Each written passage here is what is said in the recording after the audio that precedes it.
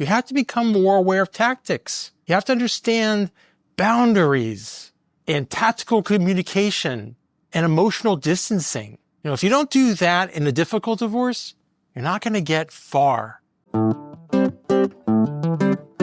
Welcome to Getting Divorced Without Losing Your Mind. I'm Corey Shapiro. I'm a divorce attorney in New York City. And today we're going to focus on a difficult divorce. Now imagine your friend says, let's play some tennis. And you're thinking, hey, I'll just go to the park and hit some balls. But next thing you know, your friend rented out the US Open, got a whole crowd of people and an umpire. That's what we're talking about when we talk about a difficult divorce. It is extreme. Now, let me give you 3 insights. First, why is it called difficult divorce? Is it more difficult to play tennis at the US Open in front of all these people and an umpire where you're a little bit more stressed than in the park? Yeah. And why is that? It's because you are emotionally charged. And it's not really a game about who can play, the best when you're calm and you're composed, but it's under pressure. The second thing is tactics. You have to become more aware of tactics. You have to understand boundaries and tactical communication and emotional distancing. If you don't do that in a difficult divorce, you're not going to get far. So you got to really know your tactics. Also, you want to understand mindset. Mindset is so important. And you have to realize it's not really about the opponent on the other side of the net or the opponent on the other side of that V if you're in court, but it's about mastering yourself and your own reactions. And this is what happens when people go for court divorces. Okay, that's what happens. You got this difficult divorce.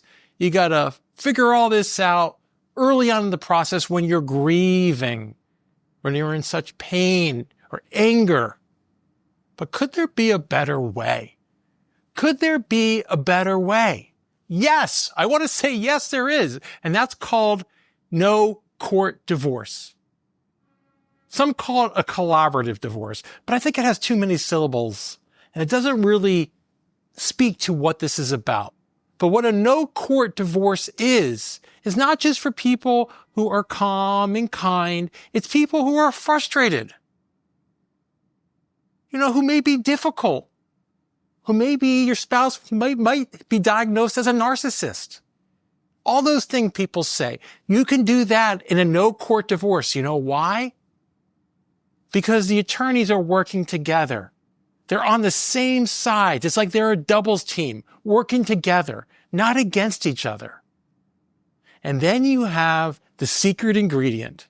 You have a mental health professional who is attuned to the emotional dynamics and who will help you or facilitate you through those difficult conversations.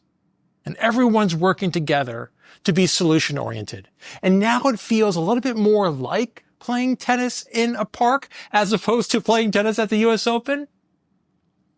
Because if things don't work out, these attorneys agree not to be your attorneys in court.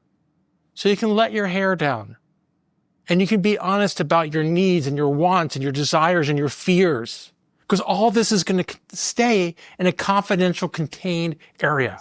So think about it. You can do it the hard way and do that divorce, that difficult divorce where you have to understand all these different things and learn about your mindset and your tactical responses and your emotional regulation. Or you can fast track that and bring on a professional, a team that is highly trained for only one purpose: to help you get a divorce without losing your mind. I'm Corey Shapiro, here to help you become more creative and less reactive in your divorce. Thank you for tuning in to the Getting Divorced Without Losing Your Mind podcast. We would love to hear your feedback. Send Corey an email to feedback@gettingdivorced.org. And if you've read his book, please consider leaving an Amazon review. This podcast offers general information only. It cannot replace legal advice. If you need tailored advice, contact an attorney licensed to practice in your area.